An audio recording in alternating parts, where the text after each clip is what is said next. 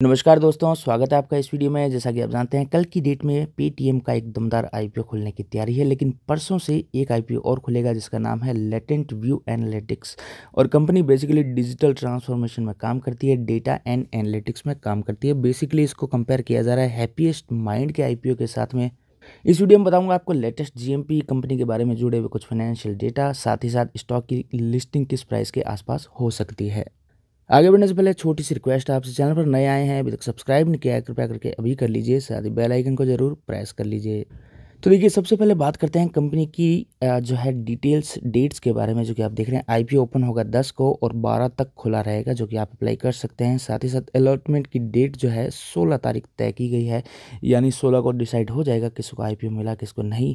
और जिनको नहीं मिला है उनका रिफंड जो है इनिशिएट होना स्टार्ट हो जाएगा 17 तारीख को। साथ ही साथ जिनको मिला है 18 तारीख को आपके डीमेट में शेयर्स रिफ्लेक्ट होना स्टार्ट हो जाएंगे। और आईपीओ की लिस्टिंग डेट जो है तय की गई है 22 नवंबर 2021।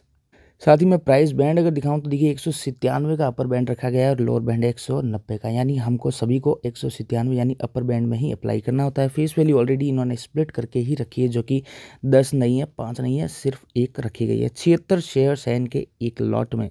जैसा कि आप जानते हैं, आईपीओ में हमेशा लॉट वाइज ही अप्लाई किया जाता है। एक लॉट, 2 लॉट या 3 लॉट इस तरह से अप्लाई करता है। मिनिमम एक लॉट अप्लाई करना होता है और जिसकी लागत पड़ेगी 76 शेयर से जब आप मल्टीप्लाई करेंगे 197 का, तो 14,972 का इनिशियल आपका अमाउंट जो है अप्लाई करना होगा। देखिए, बेसिकली कंपनी करती क्या है वो मैं आपको दिखा देता हूँ। About Latent View analytics. Latent View provides a 360 degree view of digital consumer, enabling companies to predict new revenue streams, anticipate product trends and popularity, improve customer relation rates and optimize investment decisions according to the company's website. आगे अगर company की official website में आपको दिखाऊं तो यहाँ आप देख सकते हैं, और बेसिकली इन्होंने 4 सेगमेंट में अपने बिजनेस को यहाँ बताया हुआ है, जो कि आप देख सकते हैं। बिजनेस एनालिटिक्स है, कंसल्टिंग सर्विसेज, डेटा इंजीनियरिंग और डिजिटल सॉल्यूशंस। तो और डिटेल के लिए आप इनकी साइट को विजिट कर सकते हैं। काफ़ी अच्छे से साइट को मेंटेन किए और ब्रीफ में इन्होंने ये यहाँ पर जो है प्रस्तुत किया है अपने बिजनेस के बारे में। तो देखिए, कंपनी का रेड हेरिंग प्रोस्पेक्टस मैंने ओपन किया है, जो कि आप यहाँ देख सकते हैं। डीआरएचपी 14 अगस्त 2021 को इन्होंने सेबी को सबमिट किया था और रिसेंटली इसको अप्रूवल मिली थी। तो इसमें देखेंगे कंपनी के फाइनेंशियल डेटा किस तरह के हैं। तो देखिए, कंपनी के प्रॉफिट एंड लॉस का स्टेटमेंट मैंने ओपन किया, जो कि आप यहाँ पे देख सकते हैं। Restated consolidated statement of profit and loss, और यहाँ पे पिछले 3 सालों का दिया हुआ है, यानी मार्च 31 2019 को जो साल खत्म हुआ है, यानी 18-19 का, और ये 19-20 का, और ये लेटेस्ट 20-21 के जो है साल के डेटा यहाँ पे शो किए हैं। टोटल इनकम कंपनी की मेंशन की है, जो कि revenue from operation other income से जो मिला के आती है। और इस शीट में अमाउंट सारा इन्होंने मिलियन में अमाउंट मेंशन किया है। देखिए, ईयर 18-19 में कंपनी की जो टोटल रेवेन्यू हुआ था 295.9 करोड़ का था, जो कि आपको बढ़कर 329.6 करोड़ का आते हुए देखने को मिला, यानी साल दर साल कंपनी की बढ़त हुई है। और पिछले साल से लेके इस साल को लेटेस्ट कंपेयर करेंगे, यानी 20-21 को, तो 326.7 करोड़ की है, यानी 329 करोड़ से 326 करोड़, यानी 3 करोड़ का एक थोड़ा सा डिप यहाँ पे है। अदरवाइज आपको लगातार कंपनी के रेवेन्यू में यहाँ पे पिछले 3 सालों में बढ़त देखने को मिली है।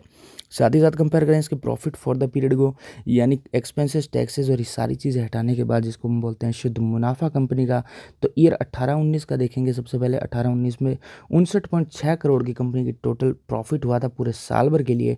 वो ईयर 19-20 में जो है बढ़कर आपको 72.8 करोड़ का होते हुए देखने को मिला।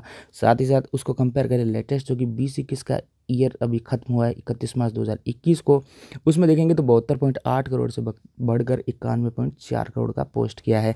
तो कंपनी का नेट प्रॉफिट देखेंगे हर साल आपको बढ़ते हुए देखने को मिला। उसके अलावा नेट इनकम भी देखेंगे तो ओवरऑल बड़ी ही है, केवल 19-20 से लेकर 20-21 में थोड़ी करीब फ्लैट से रहते हुए देखने को मिली है। उसके अलावा एक टोटल कंप्रहेंसिव इनकम और मैं आपको बता देता हूँ, कई फैक्टर्स को ऐड करके कई फैक्टर्स को हटाने के बाद टोटल। तो यहाँ देखेंगे ईयर 18-19 में 61.7 करोड़ की थी, जो अगले साल बढ़कर 79 करोड़ की, और साथ ही साथ उसके अगले साल बढ़कर देख सकते हैं आप 79.3 करोड़ की आते हुए आपको देखने को मिली है। तो कंपनी के फाइनेंशियल डेटा काफ़ी अच्छे हैं। इसके साथ साथ 2 और जो आईपीओ आ रहे हैं, शिफियर्स है और पेटीएम है, उन दोनों कंपनी की आप डेटा देखेंगे तो दोनों कंपनी ही लॉस मेकिंग है। दोनों कंपनी कई सालों से घाटे में है। उनके डीआरएचपी को मैंने पढ़ लिया है, आप भी जाके पढ़ सकते हैं। अब देखिए ये एक साइट ने एक कंपैरिजन शो किया है, वो मैं आपको दिखा देता हूँ। Valuation of peer group companies, तो इसके पीयर के साथ हैप्पीएस्ट माइंड को रखा गया है और हैप्पीएस्ट माइंड बहुत ही ब्लास्टिंग कंपनी है।